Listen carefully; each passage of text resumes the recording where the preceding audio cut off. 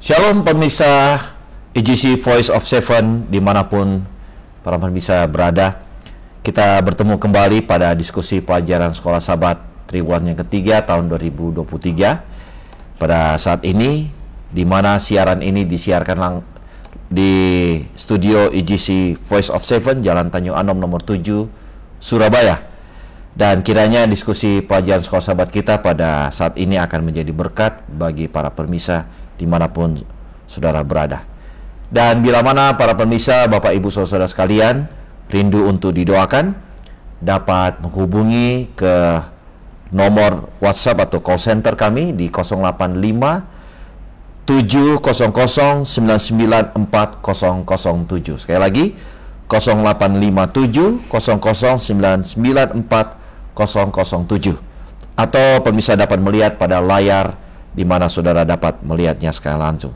Dan pada minggu ini, tidak terasa kita berada di penghujung diskusi pelajaran Sekolah Sabat kita Triwulan yang ketiga, dengan kita dapat mempelajari sebagai judul Mengorbankan Perdamaian. Dan di studio kita pada saat ini sudah ada dua panelis kita. Sebagai narasumber, saya sapa dengan hormat Pendeta Heri Prasetyo sebagai Gembala Jemaat di Tidar 1, Surabaya. Shalom Pendeta. Shalom. Dan yang kedua saya sapa dengan hormat Pendeta Muda Benny Travolta Lubang Tobing sebagai Gembala Jemaat di Sepanjang. Shalom Pendeta. Shalom Pendeta. Shalom semua pemirsa. Tuhan memberkati. Baik, kita akan segera mulai pada diskusi pelajaran Sekolah Sabat kita pada saat ini. Tentunya kita akan minta akan kuasa dan rahmat Tuhan melalui doa. Kami minta dengan hormat sekali lagi kepada Pendeta Benny Tobing untuk kita berdoa. Baik, mari kita sama-sama berdoa. Ya Tuhan Allah yang kami sembah, pencipta langit dan bumi, ketika kami akan kembali belajar firman Tuhan, kami memohon kuasa Tuhan, mengurapi kami semuanya dengan Roh Kudus dari sorga, agar kiranya kami mengerti, memahami, dan dengan pertolongan Tuhan, kami boleh melakukannya dan menguatkan iman kami. Di dalam nama Yesus kami berdoa. Amin. Amin. Amin. Pada pagi ini adalah satu pelajaran yang sangat luar biasa untuk menutup rangkaian pelajaran yang ke-13 dalam triwulan yang ketiga. Dengan judul besarnya adalah Surat Efesus. Dan pada sabat ini sekali lagi kita akan mempelajari, dan kedua narasumber kita akan menjelaskan sebagai ringkasan pelajaran Sekolah Sabat kita dengan judul Mengobarkan Perdamaian, di mana pelajaran ini diambil dalam buku Efesus pasal yang ke-6 ayat 10 sampai dengan ayat yang ke-20. Izinkan saya untuk membacakan ayat hafalan kita di dalam Efesus 6 ayat yang ke-16 dan 17. Dalam segala keadaan, pergunakanlah perisai iman, sebab dengan perisai itu kamu akan dapat memadamkan semua panah api dari si jahat, dan terimalah ketopong keselamatan dan pedang roh, yaitu firman Allah. Diawali dengan satu kisah seorang penulis dari karya klasik bernama John Bunyan. Di tahun 1678 ketika dia menuliskan peristiwa ada di penjara seorang yang bernama Christian. Dia dikawal dalam satu gudang senjata dan dia diperlengkapi dengan menggunakan pakaian sirah yang begitu berat dari ujung kepala sampai ke ujung kaki, dengan maksud supaya ketika ada serangan lawan, dia dapat bertahan untuk hidup. Dan tulisan daripada Bayern ini di tahun 1678 mengenang sebuah dokumen yang ditulis sekitar 1600 tahun sebelumnya, yaitu Rasul Paulus. Dia berada di dalam penjara dan dia menyusun satu surat kepada jemaat yang ada di Efesus. Nah, tentunya melalui apa yang dituliskan oleh Rasul Paulus memberikan suatu inspirasi yang kuat bagi pertumbuhan kita pada saat ini. Kami minta dengan hormat Pendeta Benny Tobing untuk mengawalinya. Kira-kira apa yang dihadapi oleh Rasul Paulus ketika dia berada di penjara dan memberikan semangat untuk dapat tetap bertahan melawan akan segala apa yang dihadapi oleh jemaat Tuhan di Efesus. Silakan Pendeta. Baik, pemirsa yang kami kasihi, yang ada di rumah maupun yang ada di mana saja, pada saat ini saya akan merangkumkan pelajaran kita pada hari Minggu dengan judul Gereja, Tentara yang Bersatu. Kemudian nanti pada hari Senin yaitu ikat pinggang dan baju zirah. Dan yang ketiga adalah pada hari Selasa, kasut, gereja mengobarkan kedamaian. Mengobarkan perdamaian adalah judul besar kita. Terima kasih Pendeta Eagle, boleh buka tadi dalam pembukaan, di mana bahwa pelajaran kita yang pertama tentang Efesus pasalnya yang ke-6 mulai ayat 10 sampai 20, di mana di situ diberikan judul perikop adalah perlengkapan rohani. Untuk memberitahu bahwa ketika itu Rasul Paulus menggambarkan kita bahwa kita ini harus memiliki perlengkapan-perlengkapan rohani untuk melawan kejahatan. Di mana lawan kita bukanlah darah dan daging. Dan hal pertama yang menjadi pelajaran bagi saya dan saudara adalah bahwa kemenangan dalam perang Yunani dan Romawi itu tergantung kepada kerjasama. Kerjasama prajurit dalam unit militer, terutama dalam dukungan mereka satu sama lain dalam pertempuran. Kalau kita berbicara tentang kerjasama, maka itu berbicara bukanlah individualisme, tetapi itu adalah berbicara tentang satu unit atau satu kelompok. Di dalam hal ini adalah saya dan saudara sebagai tentara Kristus, kita bersatu sehingga kita disebut sebagai gereja. Orang-orang percaya yang telah dipanggil keluar dari kegelapan, masuk ke dalam terangnya yang ajaib. Itu sebabnya ada alasan penting di mana Paulus mendukung pandangan ini. Jadi kalau masih ada orang percaya mengaku sebagai Kristen, tapi dia mau berbuat sendirian atau secara individu, patut dipertanyakan. Karena panggilan kita di dalam peperangan rohani ini untuk memakai perlengkapan rohani, panggilan pertama adalah kita harus bersatu. Di akhir pasalnya yang ke-6 ini, Rasul Paulus berulang-ulang memanggil bahwa ini adalah tentang gereja. Karena ini berbicara tentang gereja, maka ini berbicara tentang banyak orang umat Tuhan. Dan Paulus tidak menggambarkan bahwa gereja ini adalah satu orang pejuang Kristen sendirian melakukan pertempuran melawan musuh-musuh kegelapan. Di akhir pasal ke-6 ini juga Paulus menyoroti persahabatan Kristen dalam panggilannya untuk berdoa bagi semua orang kudus yang dicatat dalam Efesus 6 ayatnya yang ke-18 sampai ke-20.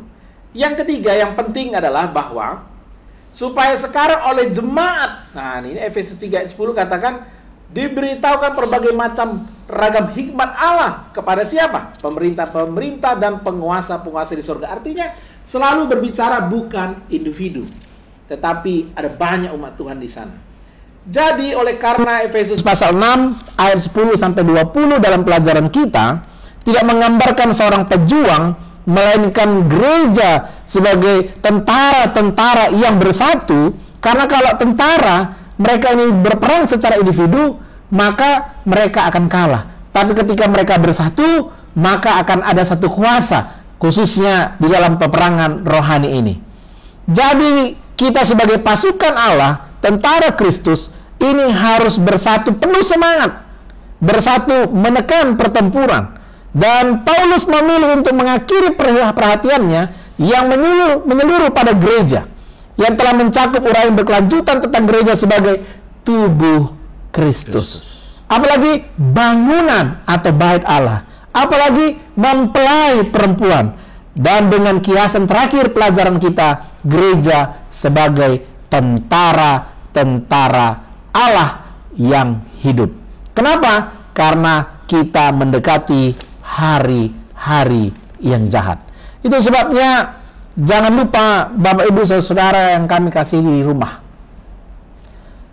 Jangan lupa identitas kita sebagai gereja, umat Allah yang benar, umat yang sisa, orang pilihan. Kita adalah tentara-tentara Kristus yang harus bersatu. Bersatu dalam hal apa? Untuk persiapannya, Rasul Paulus memberikan kepada kita untuk pelajaran Senin dan Selasa itu ada 3. Yang pertama adalah ikat pinggang.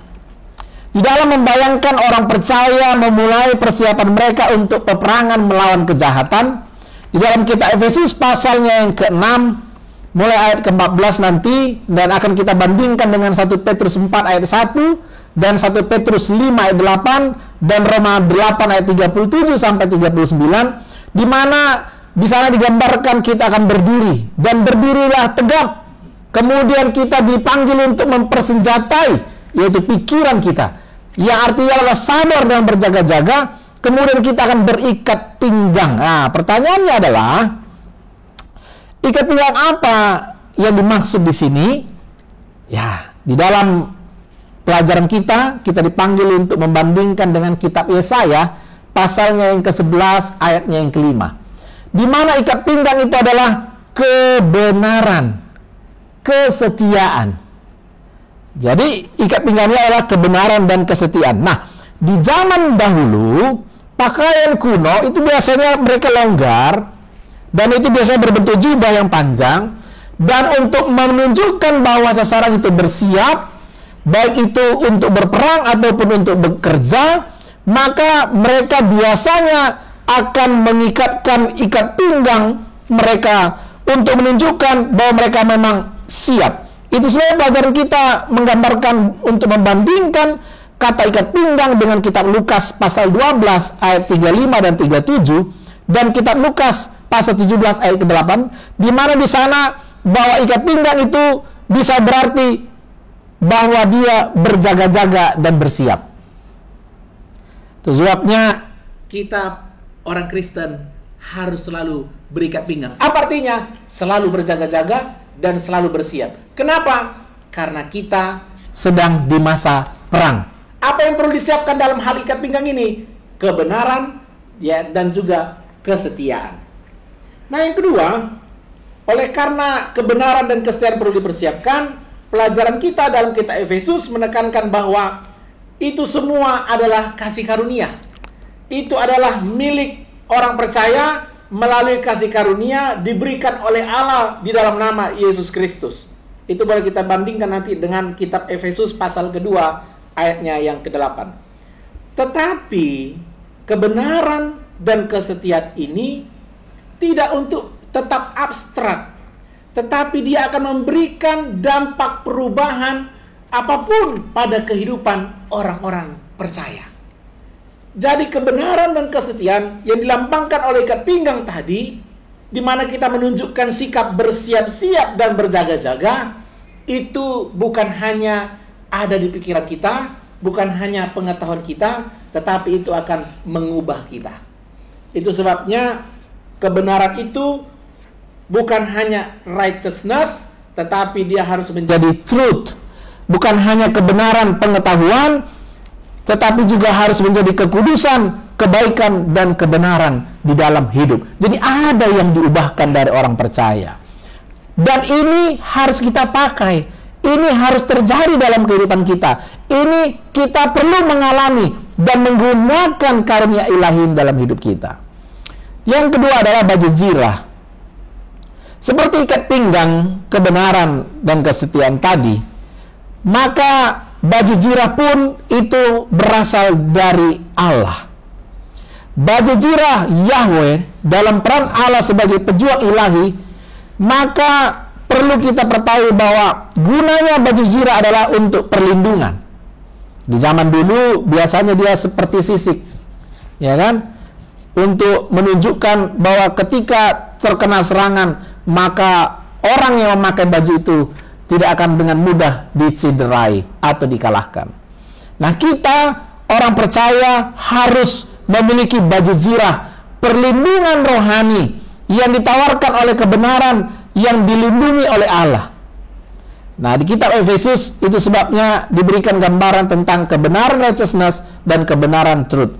Menganggap bahwa sebagai kualitas memperlakukan orang lain dengan adil dan baik, terutama sebagai sesama anggota gereja.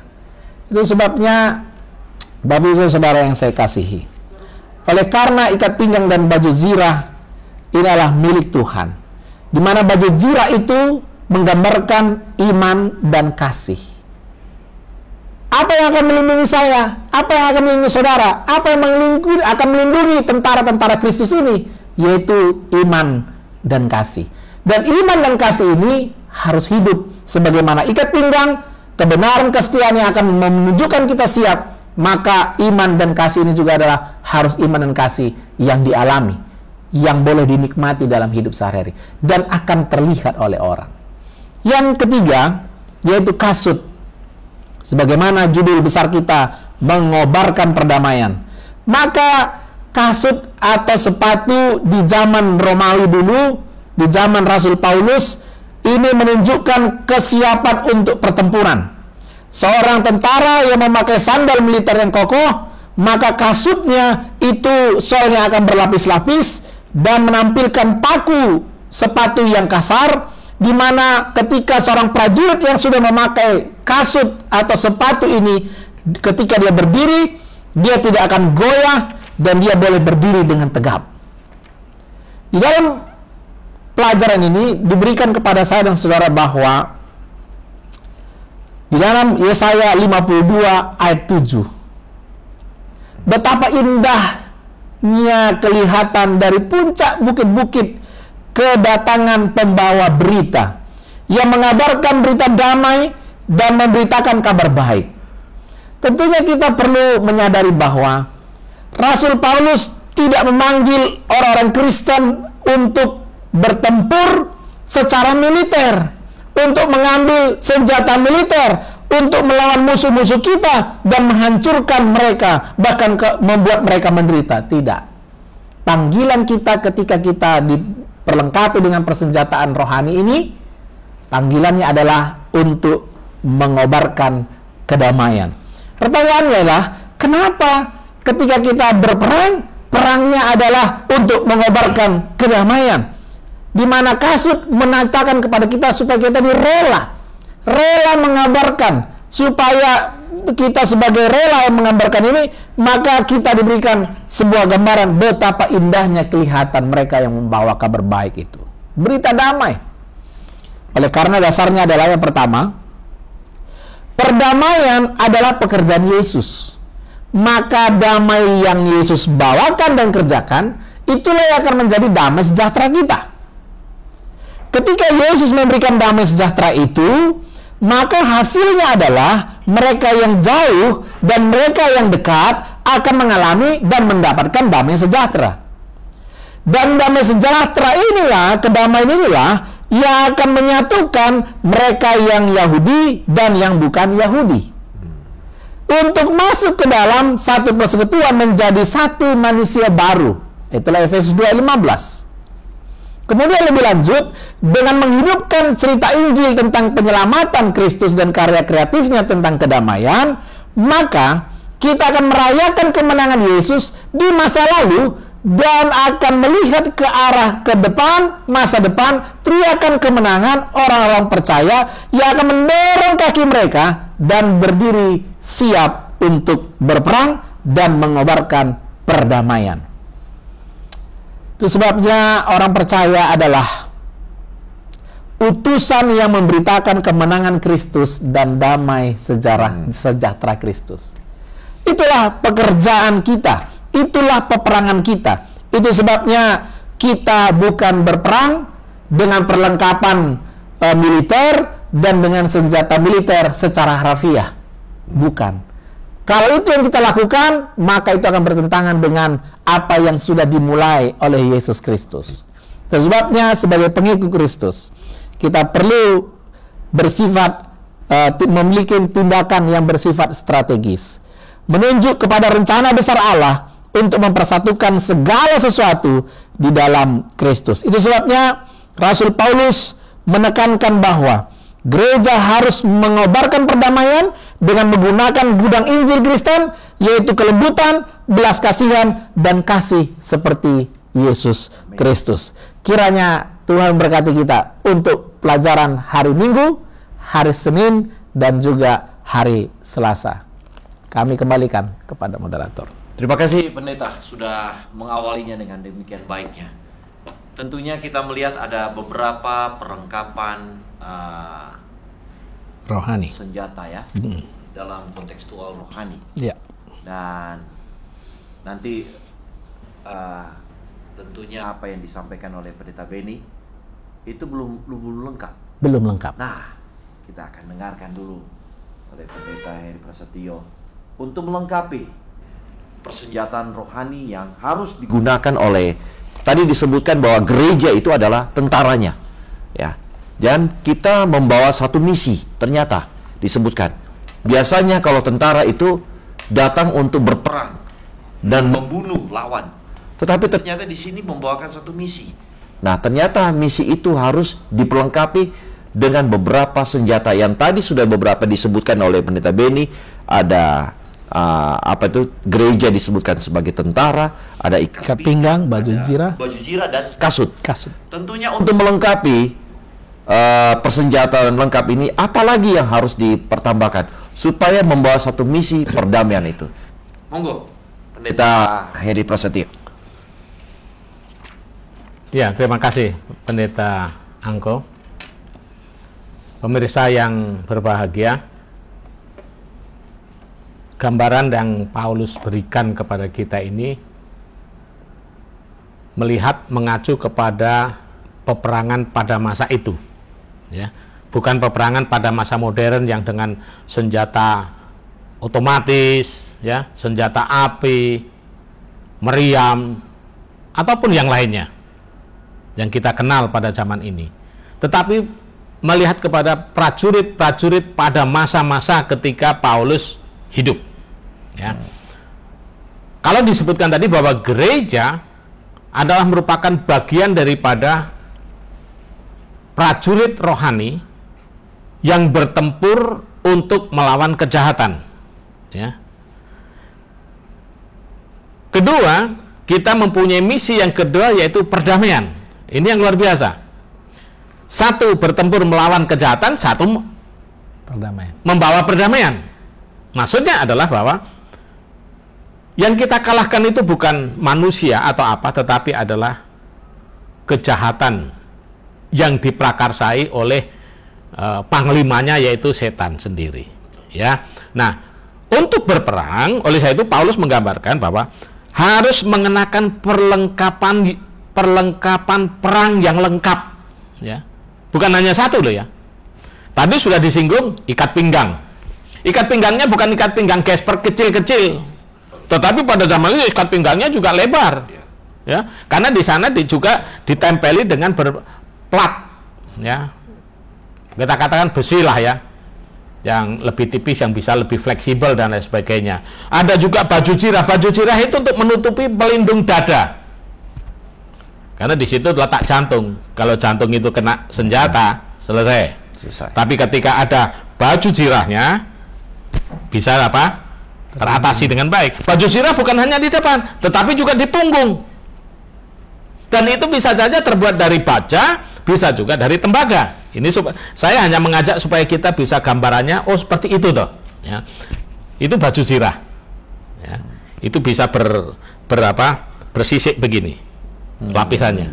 Jadi bukan plat utuh gitu. Kalau plat utuh orang kaku nanti. Tapi karena sisik, jadi dia kemudian dari satu plat yang lain itu ada rantainya kecil-kecil. Jadi dia bisa fleksibel, ya.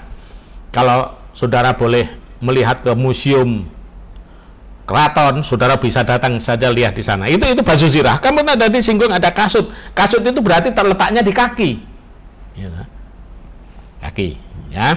Nah, sekarang bagian yang ketiga, yang berikutnya adalah perisai. Perisai itu berada di tangan kiri. Di sini. Itu bisa saja terbuat dari plat, dari tembaga, atau dari kayu, atau dari rotan. Macam-macam. Itu untuk menangkis serangan api, panah api dari musuh, tangkis gitu. Untuk melindungi kita juga. Jadi bayangkan tadi pelindung kita itu baju zirah, kasut, ikat pinggang, lalu sekarang perisai. Kalau perisai lebih fleksibel, bisa nangkis begini, dari serangan samping bisa begini. Ya, ini perisai. Nah, kemudian ketopong. Ketopong itu apa? Ketopong itu bahasanya itu helm sebenarnya. Helm, ya.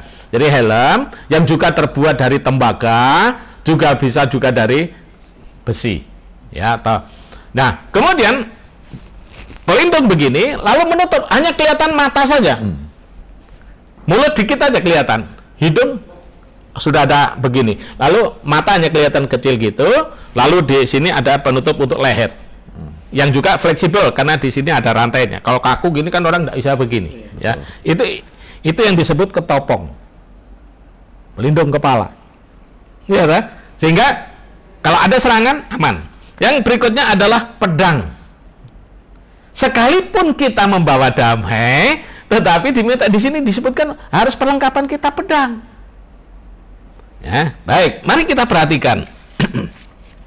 Tadi sudah disinggung oleh Pendeta Beni di bagiannya. Sekarang kita akan lihat perisai. Apa itu perisai? Di dalam peperangan rohani ini, perisai adalah disebutkan di sini apa? Perisai iman.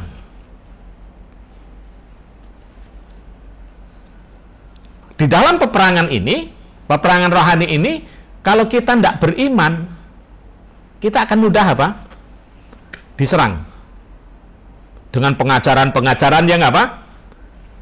Yang berbeda. Pengajaran-pengajaran yang bertentangan dengan apa yang Tuhan sudah firmankan. Saya ingin contohkan ketika Hawa berhadapan dengan ular. Ular kan berkata, bukankah Allah berfirman bahwa semua buah-buahan dalam taman ini tidak boleh kau makan buahnya, bukan? Ada kata tidak diselipkan di sana. Betul. Hawa tahu enggak bahwa itu salah? Tahu. Karena dia beriman kepada Allah. Tahu. Oh tidak. Kata-kata justru sebalik kami boleh makan semuanya kecuali yang ada di tengah-tengah. Nah, di situ. Hawa tahu. Tetapi ketika setan menyerang dari sudut yang lain, di sini Hawa yang tidak siap. Betul. Justru setan katakan, kamu tidak akan mati. Siapa sih yang mau mati? Ya, siapa mau mati? Kalau boleh katakan, ayo, siapa mati duluan, ayo. Tidak ada yang mau kan? Tapi disinilah serangan setan itu, liciknya setan. Dari depan tidak bisa. Oh, dari samping dia mainkan, sikat. Ketika perisainya tidak siap, begini, ternyata dari sini. Jadi kita lihat di sini. Ini sehingga Hawa kalah dalam hal ini. Nah, kita juga sama. Perisai iman itu fleksibel, saya katakan tadi fleksibelnya adalah bisa menangkis dari sudut manapun. Dari bawah, atas, samping, kanan, kiri, begini. Ya. Jadi ini yang disebutkan perisai iman. Dikatakan di dalam pelajaran kita, perisai iman itu mencerminkan apa? Penggunaan perisai dalam perjalanan, yaitu simbol Allah yang melindungi. Perisai itu adalah pelindung, Allah yang melindungi. Gambaran sebagai Allah sebagai pelindung kita yang menjaga kita di dalam pertempuran. Ya. Jadi ketika kita berperang di dalam peperangan rohani ini, maka Allah akan menyediakan yang terbaik. Oleh itu tadi di Efesus pasal 6 ini digambarkan, kenakanlah perlengkapan senjata apa? Allah, perisai. Ketopong sudah. Lalu sekarang pedang. Pedang roh, yaitu firman Allah. Apa firman Allah? Ini. Alkitab. Ketika kita membaca, ketika kita mempelajari Alkitab, itu sebenarnya menjadi alat kita untuk mengalahkan apa? Musuh. Musuh kejahatan di sini. Dan itu berarti untuk diri kita. Kan gitu, untuk diri kita. Yang kedua, kita mempelajari dan membaca firman Allah atau Alkitab ini adalah untuk mengajak orang berdamai. Ya, perdamaian harus terjadi. Yesus katakan dalam Matius pasal 5 itu apa? Berbahagialah orang yang membawa damai. Ya. Kan di situ. Membawa damai berarti kita di satu sisi kita berperang melawan kejahatan, di sisi yang lain kita harus membawa damai. Jangan kita mendahului perang. Di situ loh. Jangan kita mendahului perang ya. Pedang. Ketopong. Ya. Ketopong tadi ini toh. Keselamatan. Ketopong keselamatan ya. Ketopong keselamatan untuk keselamatan. Untuk diri kita ya. Untuk diri kita. Seperti bangsa-bangsa pada zaman dahulu kala itu ketopong adalah sangat penting. Ingat Daud dan Goliat. Ya. Mengapa Goliat mati? Rebah, roboh karena ketopongnya apa? Lepas. Dibuka. Sengaja dibuka karena dia melihat Daud, kecil, anak kecil. Sekali tiup Daud selesai. Oleh itu dia buka itu ketopong, enggak penting ini. Itu kita lihat. Ketika kita merasa bahwa ketopong itu tidak penting, disitulah kita Betul. lemah. Ketika kita lemah, disitulah setan menyerang kita. Ingat, ketopong melindungi apa? Kepala, hati, pikiran. Ketika terbuka itu, setan akan masuk ke dalam otak pikiran kita. Iya. Betul. Dengan berbagai pengajaran-pengajarannya, sehingga kita terbabit, roboh. Selesai. Nah, di situ kan. Lalu yang bagian yang berikutnya, yang sangat penting dari semua itu adalah mempraktekkan doa, ya. Betul. Betul. Mempraktekkan doa. Doa ini sangat-sangat penting, sangat luar biasa. Jangan kita berpikir bahwa tidak usah berdoa, tidak apa-apa. Ya boleh-boleh saja. Ya. Tetapi ingat bahwa di akhir zaman ini serangan setan itu bertubi-tubi dan ganas, keji. Jadi kalau kita tidak mengandalkan kehidupan kita dengan doa kepada Tuhan yang sungguh-sungguh, doa yang sungguh-sungguh dan tekun, ya siap-siap saja kita akan kalah. Betul. Siap-siap saja kita akan roboh. Kenapa? Doa itu mati. Ya. Di dalam pelajaran kita disebut panggilan untuk berdoa itu dapat dilihat sebagai lanjutan dari gambaran, karena memanggil Tuhan atau berdoa dalam doa adalah praktek di medan pertempuran pada masa lalu. Doa memberikan bukan hanya sekedar untuk kekuatan kita, tetapi doa adalah merupakan bentuk penyerahan kita kepada Tuhan ketika kita berhadapan dengan musuh-musuh kegelapan ini. Kita tidak bisa, wah saya ini sudah mengikut Tuhan puluhan tahun, itu bukan jaminan. Betul. Saya sudah dibaptis tahun 50, bukan jaminan. Jaminannya adalah bagaimana hubungan kita terkoneksi dengan Tuhan, baik atau tidak. Kapanpun saudara mau berdoa, doa. Itu untuk menjalin hubungan ya, koneksi ya, relasi, hubungan. Ini sangat penting sekali. Jangan berpikir bahwa kita pendeta misalnya itu hubungannya baik dengan Tuhan. Belum tentu. Orang dilihat hubungan baik dan tidaknya itu doa. Ya, doa. Jadi kalaupun mengaku sebagai hamba Tuhan tapi tidak pernah berdoa, ya nothing. Ya. Kita juga sebagai umat Tuhan, marilah kita banyak berdoa. Karena kita tidak tahu apa yang akan terjadi besok. Jangankan besok, satu langkah ke depan nanti. 1 menit, 1 detik yang di depan kita tidak tahu. Ya. Gitu. Jadi inilah yang boleh kita rasakan atau boleh kita buat. Makanya Paulus juga di dalam pasal 6 dalam buku Efesus tadi di ayat 18, dengan segala doa dan permohonan berdoalah setiap waktu. Di dalam apa? Roh. Dan berjaga-jaga. Berjaga-jaga itu apa? Berarti bersedia dan melek. Itu kayak orang penjaga malam itu. Penjaga malam itu bukan hanya berada di pos diem aja, tapi juga melek. Terjaga itu bahwa sadar, melek dan sadar. Ada orang melek tapi tidak sadar. Jadi kayaknya melek, tapi ketika ada orang lewat dia tidak tahu. Jadi tapi dia tidak sadar. Ya? Dalam doa, berjaga-jaga di dalam doamu itu dengan permohonan yang tak putus-putusnya. Berarti apa? Doa yang berkesinambungan. Kepada siapa? Untuk semua orang kudus. Berarti apa? Saya mendoakan Pendeta Eagle mendoakan saya. Saya mendoakan Pendeta Benny mendoakan. Bukankah itu menjadi satu jaringan? Amin. Ya.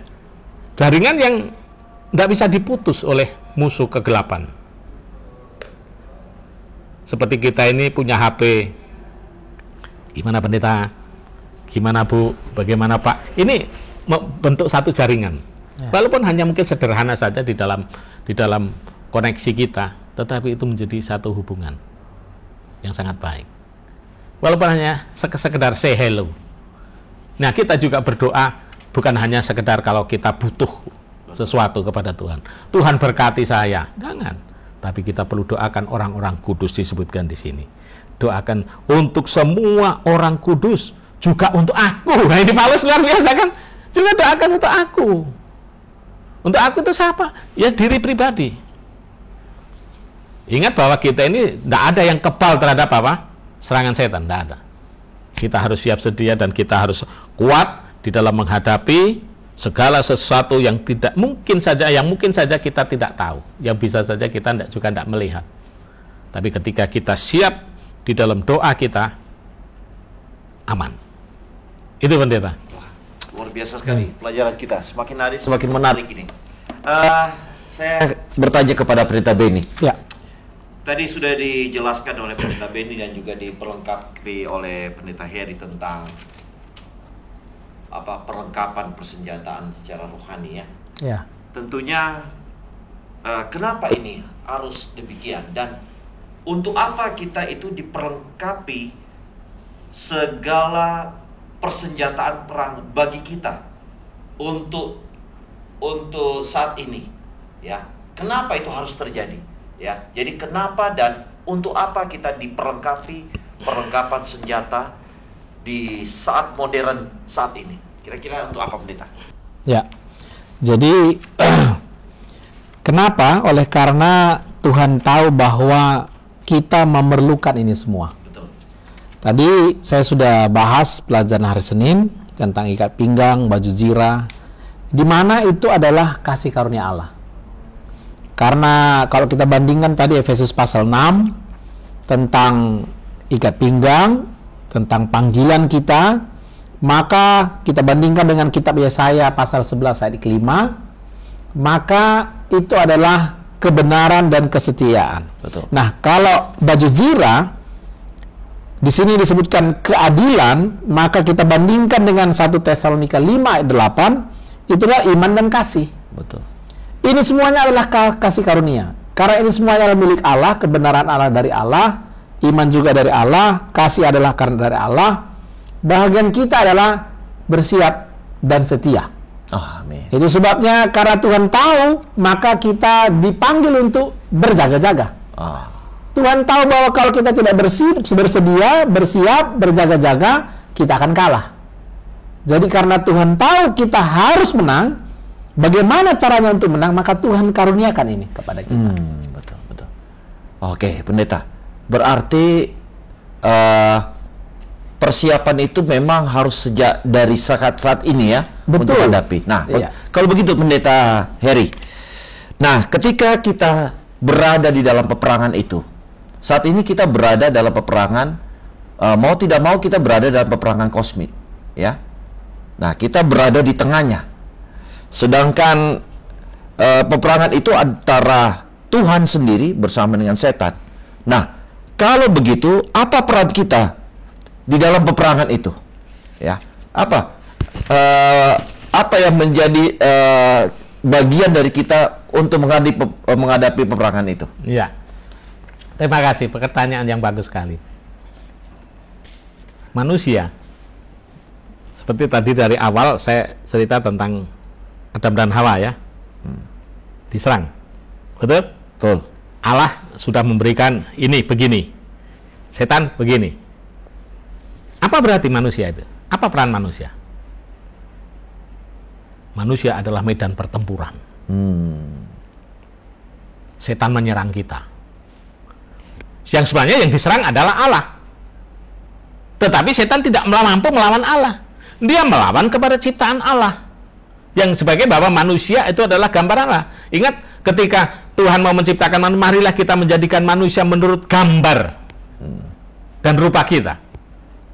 Nah, Isa nyerang sana, nyerang sini. Dan setan tahu itu kelemahan manusia. Gampang ini, selesai.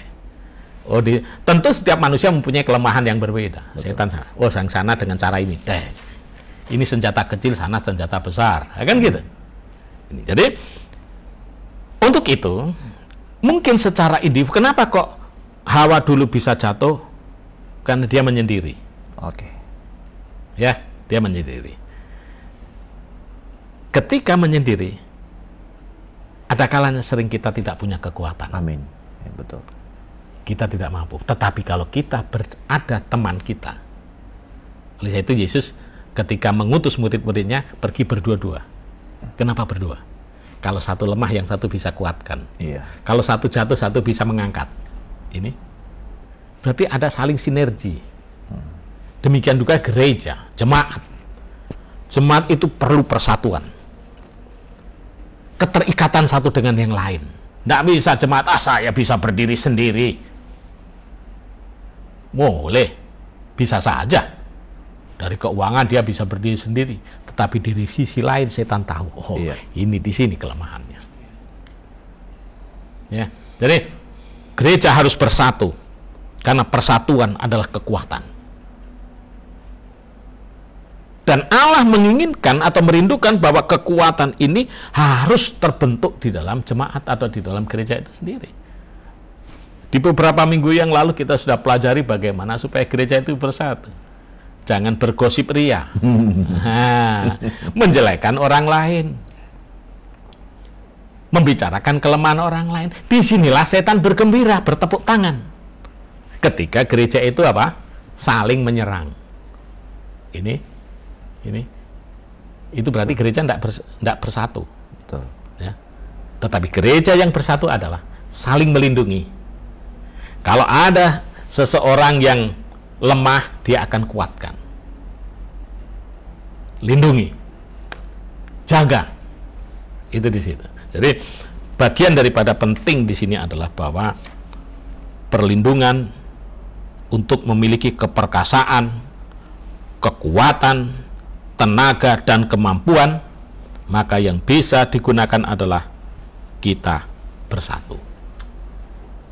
Ya, kita bersatu. Jangan melemahkan orang lain. Betul, betul. Kalau yang satu tidak bisa, yang lain bisa. Ini karunia Tuhan. Karunia rohani yang Tuhan berikan satu sama lain adalah untuk mendukung, untuk kemajuan daripada gereja itu sendiri. Terima kasih. Terima kasih. Nanti saya minta kepada kedua panelis untuk memberikan pernyataan penutup. Ya. Para pemirsa IGC Voice of Seven dimanapun saudara berada, tentunya saudara juga rindu untuk dapat didoakan atau rindu untuk mendapatkan pelayanan dari kami.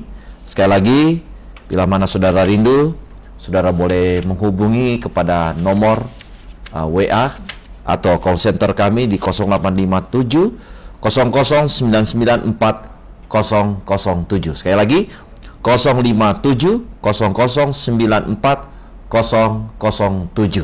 Dan kami pun rindu untuk dapat mendoakan saudara, dan silakan untuk dapat menghubungi kami dan kita akan saling menguatkan. Kami minta lebih dahulu Pendeta Benny Tobing untuk memberikan pernyataan penutup dan juga menguatkan kepada kita sekalian dan terlebih kepada pemirsa yang ada di rumah. Baik, terima kasih Pendeta Eagle. Kepada Bapak Ibu Saudara pemirsa di rumah, kiasan terakhir yang dipakai oleh Rasul Paulus di dalam kitab Efesus adalah saya dan saudara sebagai tentara Allah yang hidup. Dan sebagai tentara Allah yang hidup, maka ciri-cirinya adalah bersatu. Amin. Kalau ada yang tidak bersatu, mohon maaf, berarti saya dan saudara bukanlah tentara Allah yang hidup. Sebabnya mari bersatu, saling menutupi kelemahan, karena itulah bentuk kasih kita. Saling menguatkan, saling mendorong. Dan yang kedua adalah bahwa sebagai seorang tentara, kita harus selalu siap berikat pinggangkan kebenaran melalui kesetiaan kita. Dan jangan lupa lindungi diri dengan memakai baju zirah keadilan melalui dasarnya yaitu iman dan kasih. Dan jangan lupa untuk memakai kasut supaya kita boleh tetap tidak goyah ketika kita mengobarkan perdamaian, di mana pekerjaan itu telah dimulai oleh Yesus Kristus, di mana Dia mengobarkan kedamaian dan memberikan damai sejahtera. Dan kita mau menghidupkan itu, dan itu terjadi dalam kehidupan kita. Itu sebabnya mari Bapak Ibu Saudara yang kami kasihi, mari kita sebagai tentara Allah yang hidup, kita bertempur dengan menekankan persatuan, keteguhan, dan kelembutan hati. Mari kita mengambil dari gudang senjata Allah untuk mengobarkan perdamaian melalui kerendahan hati, kesabaran, pengampunan, kelembutan, belas kasihan, dan kasih seperti Kristus. Tuhan memberkati. Terima kasih Pendeta. Silakan Pendeta Eri. Ya. Menjadi bagian yang tidak bisa terputuskan dalam kehidupan peperangan iman, ya, atau peperangan rohani. Jadi para prajurit Kristus disebutkan dalam pelajaran bagian akhir harus bertindak dengan keselarasan. Amin. Saling bersinergi satu dengan yang lain, ya, selaras, harmoni, ya. Lalu setelah itu semua sempurna, satu pikiran, satu tujuan, dan dikuduskan dengan maksud yang sangat besar, yaitu perdamaian tadi, ya. Dan inilah yang akan kita dapat menemukan bahwa pelayanan kita akan berhasil, pelayanan kita akan tepat sasaran dan membuahkan satu rencana besar yang Allah inginkan dalam kehidupan manusia itu akan terwujudkan. Jadi apa yang menjadi bagian kita di sini, yang bagian ayat bagian terakhir yang saya katakan, persatuan adalah kekuatan. Beberapa jiwa yang bertobat bertindak dalam harmoni, bertindak dalam satu tujuan besar di bawah satu kepala, akan mencapai kemenangan di setiap pertemuan. Amin. Perintah komandan panglima kita adalah Yesus. Amin. Ya. Perintahnya apa? Prajurit ngikut saja. Iya. Ya. Tidak mungkin prajurit, ya panglima, sorry, tidak bisa saya, tidak bisa. Harus ketika Yesus perintahkan, siap 86. Itulah yang menjadi yang boleh saya sampaikan. Terima kasih. Baik, pemirsa EGC Voice of Seven, kami bersyukur pada Tuhan. Kita sudah berada di penghujung diskusi pelajaran sekolah sahabat kita yang ke-13 dengan judul mengobarkan perdamaian. Kami mengucapkan terima kasih kepada Pendeta Benny Travolta Lumang Tobing. Terima kasih Pendeta. Dan kami mengucapkan terima kasih kepada Pendeta Heri Prasetyo. Dan saya sendiri Pendeta Eagle Angko, mungkin ada beberapa pernyataan yang tidak berkenan, kiranya mohon untuk dimaafkan. Kita akan berjumpa kembali dalam pelajaran Sekolah Sahabat berikutnya, dan kita akan akhiri dalam pelajaran diskusi pelajaran Sekolah Sahabat kita pada saat ini dengan doa. Dan kami minta dengan hormat Pendeta Heri Prasetyo untuk menutupinya dengan doa. Baik pemirsa, mari kita satukan hati kita untuk berdoa. Bapa di surga, betapa kami bersyukur oleh karena kemurahan-Mu, oleh karena Roh Kudus yang sudah memberikan pencerahan kepada kami sehubungan dengan pelajaran mengobarkan kedamaian. Kiranya Roh Kudus tetap menuntun kami sebagai prajurit-prajurit Kristus yang sudah diperlengkapi dengan perlengkapan senjata Allah. Kuatkan kami, tuntun kami untuk kami tetap berjalan bersama Tuhan sebagai panglima kami. Tuntun kami untuk kami tetap setia kepada Tuhan, selaras di dalam gerak langkah kami untuk menyelesaikan pelayanan pekerjaan Tuhan ini. Dan biarlah Roh-Mu boleh menjadi bagian kami untuk kami boleh berperang melawan kejahatan, penguasa-penguasa kegelapan sampai akhir zaman nanti. Kami naikkan syukur kami mau serahkan seluruh pemirsa yang ke dalam tangan pemeliharaan kasih-Mu. Satukan kami dalam kasih Tuhan untuk kami tetap berharap dan setia di dalam doa-doa kami. Ampunkan Bapa atas setiap salah dan dosa kami. Doa ini hanya kami mohonkan melalui anak-Mu Yesus Kristus Tuhan dan Juru Selamat kami. Amin. Amin.